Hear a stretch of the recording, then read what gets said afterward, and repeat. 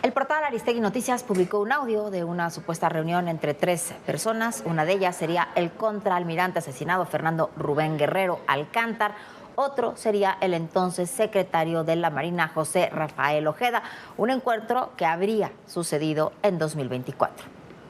¿Dónde vive o qué? Esta noche la periodista Carmen Aristegui reveló el audio de una presunta conversación entre el exsecretario de Marina Rafael Ojeda y Fernando Rubén Guerrero, el marino que dio a conocer el robo del siglo, el llamado huachicol fiscal, que provocó un boquete al erario de más de 600,000 millones de pesos. Bueno, miren, aquí hay dos. O destapamos todo esto y me vale madre a mí quien caiga, porque yo no estoy metido en eso. Sí.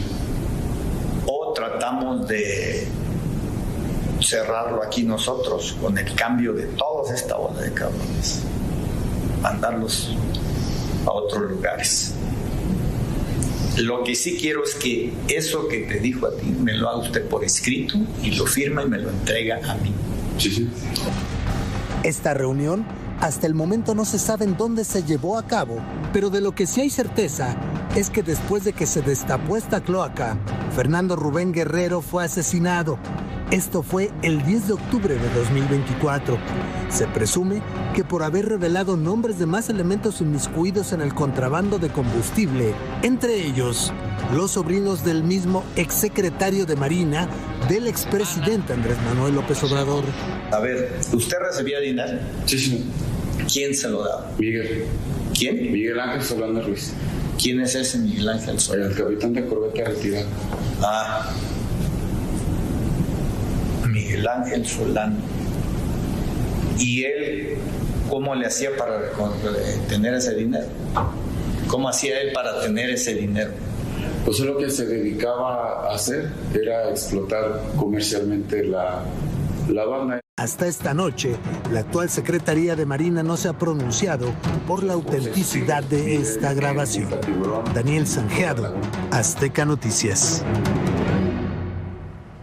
Bueno, ahí está este audio que divulgó Aristegui Noticias, la periodista Carmen Aristegui. Es comprometedorcísimo este comentario, primero por el conocimiento previo que había de esta red de huachicol que se informó posteriormente, que conocimos hace algunos meses, el involucramiento de 2 sobrinos del exsecretario, lo que dice supuestamente el exsecretario, y lo único que cabe es reiterar lo que dijimos desde que se dio a conocer esa red de huachicol, que la dio a conocer el propio gobierno federal y que se relaciona además con otros eventos como el tema de Sergio Carmona y todo este mecanismo de contrabando de combustibles que genera, según la información oficial, un mínimo de 300,000 millones de pesos al año. El exalmirante, el exsecretario almirante, tiene que comparecer ante la justicia y declarar qué sabía sobre estos temas. Si este audio, como todo aparenta ser, es real, entonces es un tema delicadísimo. A ver qué dice la justicia, a ver si la Fiscalía General de la República finalmente en este y en otros temas se pone las pilas. ¿Por qué? Porque en el caso de Sergio Carmona han pasado ya prácticamente 5 años y seguimos sin saber el resultado de esa investigación. Bueno, Jorge, también lo que sucede aquí es que no quieren llamar al secretario de la Marina del gobierno de Andrés Manuel López Obrador porque de alguna manera lo que pueda declarar podría haberle o afectarle a su jefe directo.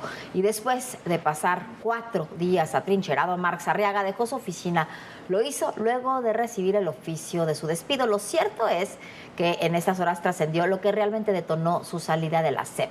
Además de que estaba tratando de organizar un botín político propio, fue su negativa a realizar 192 cambios en los libros de textos, en algunos con errores que él tuvo directamente la culpa o temas controvertidos, y bueno, no quiso. Esos temas incluyen desde lo que sucedió en el movimiento del 68 hasta la situación, lo de la crisis, la muerte de los jóvenes de Ayotzinapa, la reivindicación de movimientos guerrilleros o versiones sobre Aguas Blancas y sobre la masacre de Actial que contradicen las sentencias judiciales establecidas y muchos otros temas que fueron simplemente de coyuntura y que no tienen que estar en un libro de texto.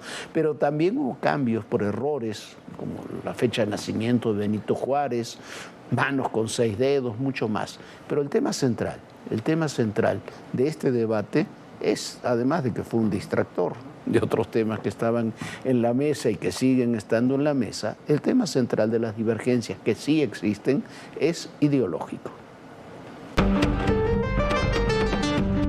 No se vale que piensen que los maestros vamos a estar así regateando documentos. Total, si la institución no lo quiere dar, pero todavía tenemos fuerzas, ¿no? Así que 3-4 días más sin problema. Es Marx Arriaga y su afán de protagonismo. Después de casi 100 horas atrincherado, el ahora exdirector general de Materiales Educativos tuvo que desalojar las oficinas de la Secretaría de Educación Pública. Lo hizo después de recibir el oficio donde le notifican que fue destituido, tal y como él lo demandaba. La postura de Arriaga no solo era por negarse a incluir mujeres dentro de los textos de historia en los libros de la SEP, como señaló el gobierno federal el 16 de febrero, sino por cambios solicitados a los materiales desde octubre de 2025. De acuerdo con el portal de noticias Proceso, fue durante el 22 y 28 de ese mes que Angélica Noemí Juárez Pérez, subsecretaria de Educación Básica, ordenó a Marx Arriaga la modificación de contenidos de los libros de texto gratuito de primaria y preescolar, así como la compactación del texto Un libro sin recetas para la maestra y el maestro para las ediciones del próximo ciclo escolar 2026 y 2027. A través de oficios firmados por la subsecretaria, detalló las áreas a las que se debían prestar atención y realizar cambios, así como corroborar la pertinencia de los materiales. De ahí que calificara como no pertinente 47 de 126 contenidos del paquete del libro de preescolar fase 2, es decir, más de una tercera parte debía ser eliminada. Y no era todo. De los mismos libros, pero para segundo grado de preescolar, se descalificaron 41 de 119 láminas, materiales y textos al considerarlos no claros, sin sentido, no didácticos, no representativos, confusos, incompletos, inconvenientes, limitados o se repiten. Mientras que para el tercer grado se consideraron no pertinentes 37 de 114 contenidos, por lo que se pidió eliminarlos o modificarlos.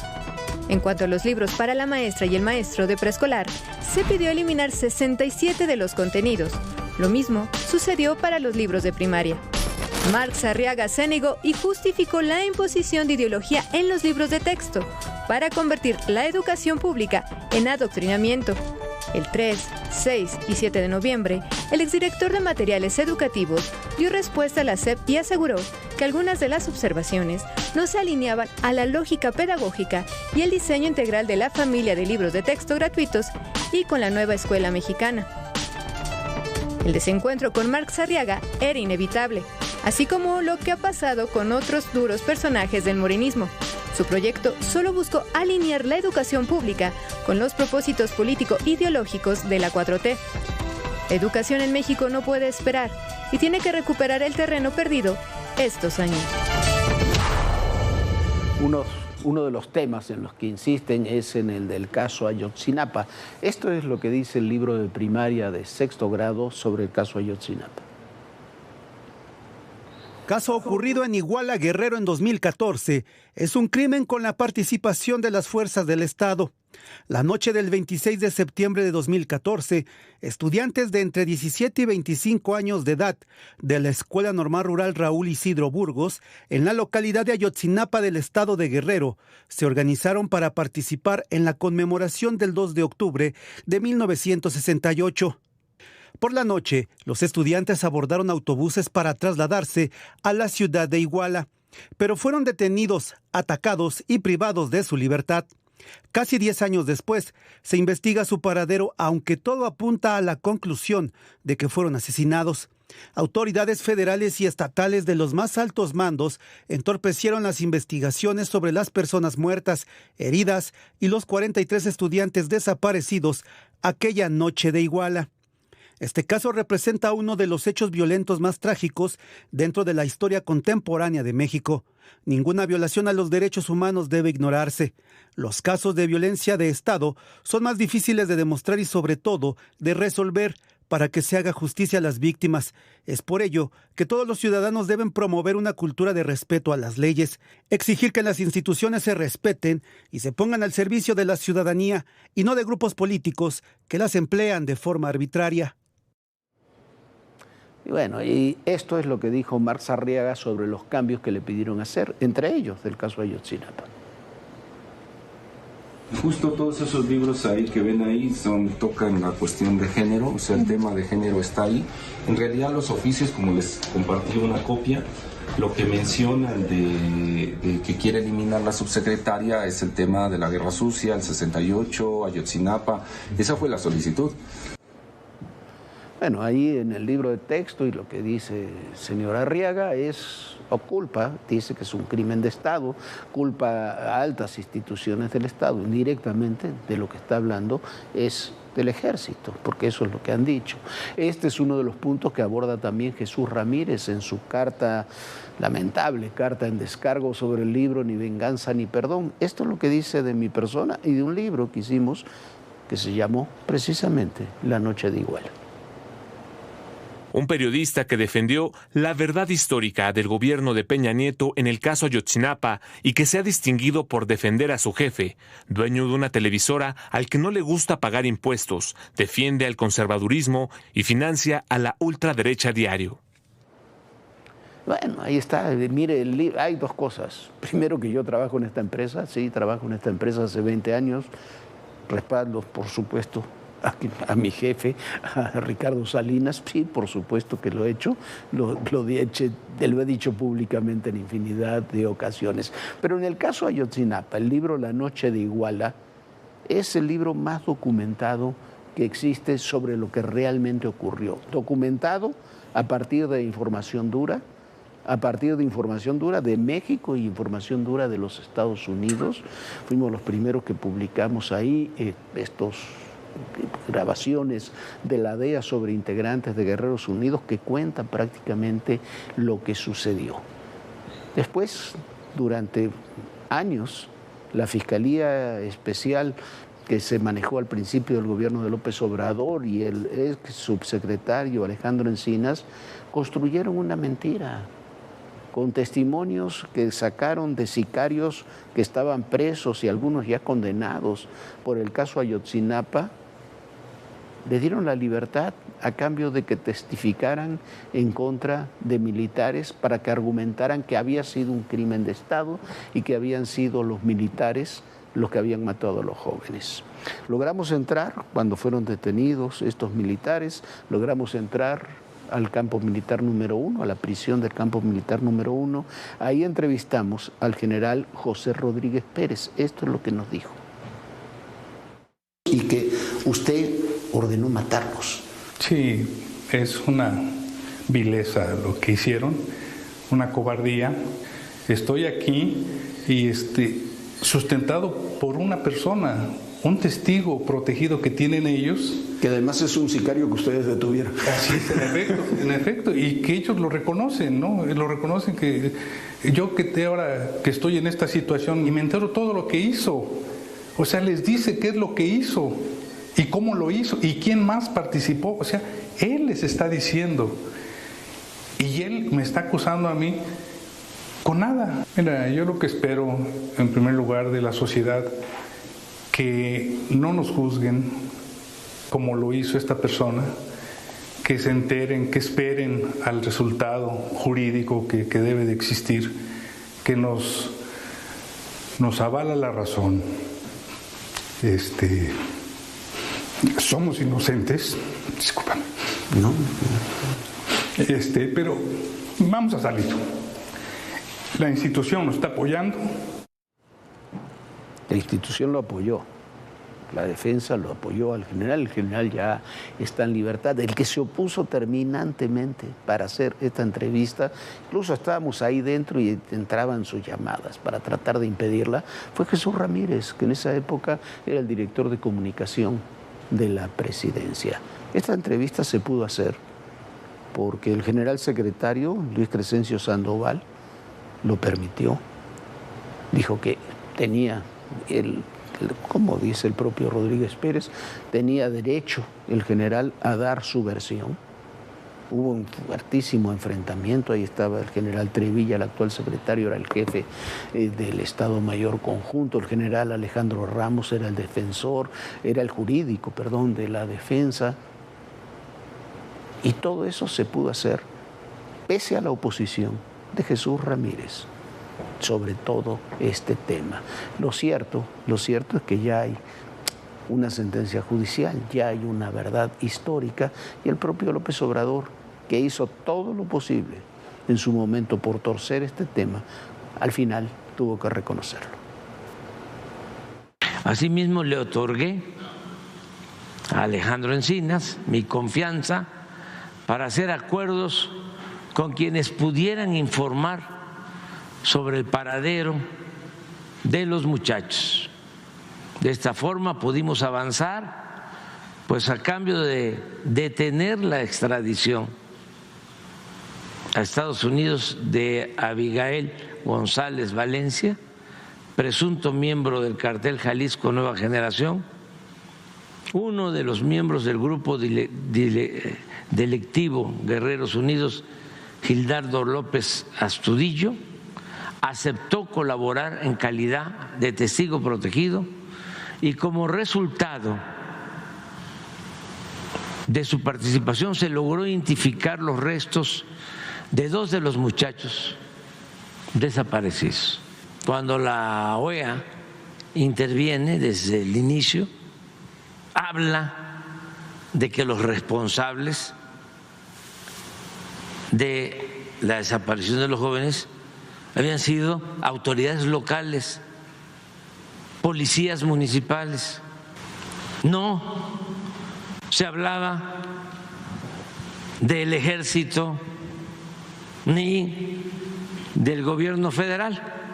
Pero al paso del tiempo y por intereses políticos ajenos a la investigación, tanto del país como del extranjero, empezó a manejarse la versión de parte de los defensores, entre comillas, de las madres y padres de los estudiantes, que los responsables de la desaparición de los jóvenes habían sido miembros del ejército. Pasaron como 1 año, 2 años y empezaron con esa versión. Y bueno, eso es lo que dijo además López Obrador durante su campaña, durante mucho tiempo, y al final terminó reconociendo esto. Lo que termina reconociendo López Obrador es esa historia oficial que se manejó sobre el tema y que es la verdad jurídica sobre lo ocurrido. Este es el lazo, pero todos estos temas son el lazo, la relación entre estos personajes, entre Ramírez, Arriaga, otros de la misma corriente, del grupo más radical de la 4T, que tienen los mismos objetivos políticos e ideológicos. Y esa es parte de la manipulación, Viviana, que estos personajes han ejercido. Sin duda, Jorge, y vamos a otro tema, pero relacionado también con el libro Ni venganza ni perdón. Ayer el gobernador de Sonora, Alfonso Durazo, sacó, acompañado de esta foto que vamos a mostrar en pantalla, un duro comunicado contra el libro. Y esto es lo que dice. Por la relación cercana y de confianza que hemos sostenido durante años, ambos sabemos que jamás he recibido un solo peso de procedencia ilícita, ni persona alguna vinculada a actividades de esa naturaleza. Hace unos días, de forma privada, le expresé la importancia de aclarar públicamente que yo no participé en ningún esquema de financiamiento irregular, ni relacionado con Carmona, ni con algún otro personaje similar. Y esto fue lo que le contestó Julio Scherer. Respeto la postura del gobernador Alfonso Durazo. El libro no hace referencia a su protesta en 2021 ni a su gestión. Lo mencionado está claramente situado en 2018, en la página 253. No existe imputación personal ni señalamiento directo. Una lectura completa del texto lo confirma. Bueno, es verdad. Durazo, lo digo como autor del libro, no aparece en el libro ligado a lo que él dice. O no leyó el libro, o se puso el saco, o quiere ocupar algún cargo, o quiere quedar bien con los sectores radicales de la 4T. Lo cierto es que no lo leyó. El libro habla de otra época, habla de otro momento y no se lo cita a Durazo. ¿Por qué se pone el saco el señor Alfonso Durazo? No lo sabemos, Viviana, pero por lo pronto entró a un debate donde nadie lo había invitado. Por supuesto, bueno, igual quería entrar al debate. Bueno, y vamos a otro tema. Hoy las autoridades dieron a conocer cómo fue el rescate de Ángela Aguilar y Cristian Nodal, este ataque que se registró frente al rancho de la familia Aguilar en Zacatecas y que se pensó que había sido un atentado contra ellos, contra los cantantes. En realidad fue un enfrentamiento durísimo con grupos criminales donde los cantantes quedaron en medio del fuego cruzado y bueno, lograron salir a salvo.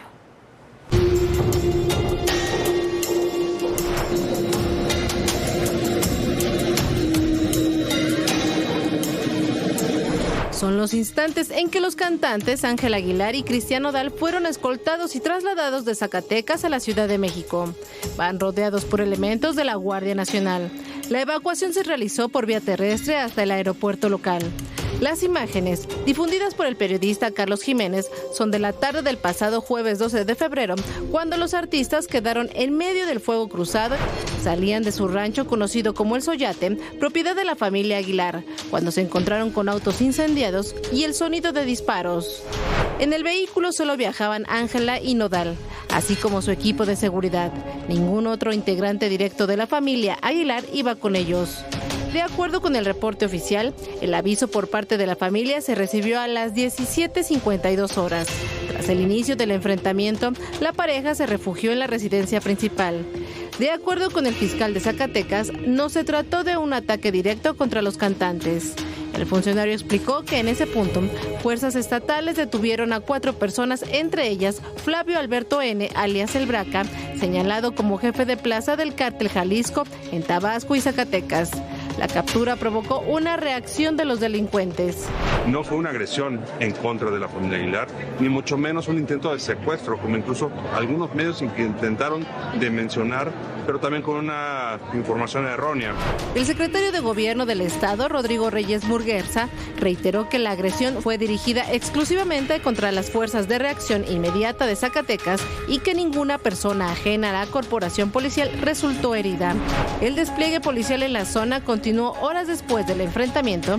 El asfalto de la carretera resultó dañado por la detonación de explosivos dirigidos a la policía estatal. Y la exesposa del ex gobernador de Veracruz, Javier Duarte, me refiero a Karime Macías Tubilla, no será extraditada a México. El gobierno del Reino Unido le ha concedido asilo político luego de haberse trasladado a ese país junto con sus hijos en 2017. Macías Tubilla es requerida por las autoridades mexicanas por el desvío de 112 millones de pesos a través del DIF de Veracruz. Fue detenida en Londres en 2019, pagó una fianza, presentó unos documentos y permaneció bajo libertad con medidas cautelares. Incluso utilizó durante mucho tiempo un brazalete electrónico. En 2022, un tribunal británico le negó un amparo y avaló su extradición, pero su defensa promovió recursos adicionales alegando irregularidades. Lo cierto es que, Jorge, no es muy conveniente sacar ahora al gobernador de Veracruz de hace 2 sexenios, justo cuando hay un escándalo de corrupción enorme dentro de las personas de Morena. Sí, no, y además, bueno, lo importante en esto es que además a Karime Macías, por la razón que sea, el gobierno británico, que no es un gobierno que se caracterice por violar derechos humanos o esas cosas, le concede asilo político, no solamente le niega la extradición, le concede asilo político el mismo día, al mismo tiempo que el gobierno le creó a Javier Duarte un nuevo proceso para que permanezca en la cárcel, cuando Javier Duarte, yo no digo que es una blanca paloma, ni remotamente el señor Duarte, pero había cumplido su condena.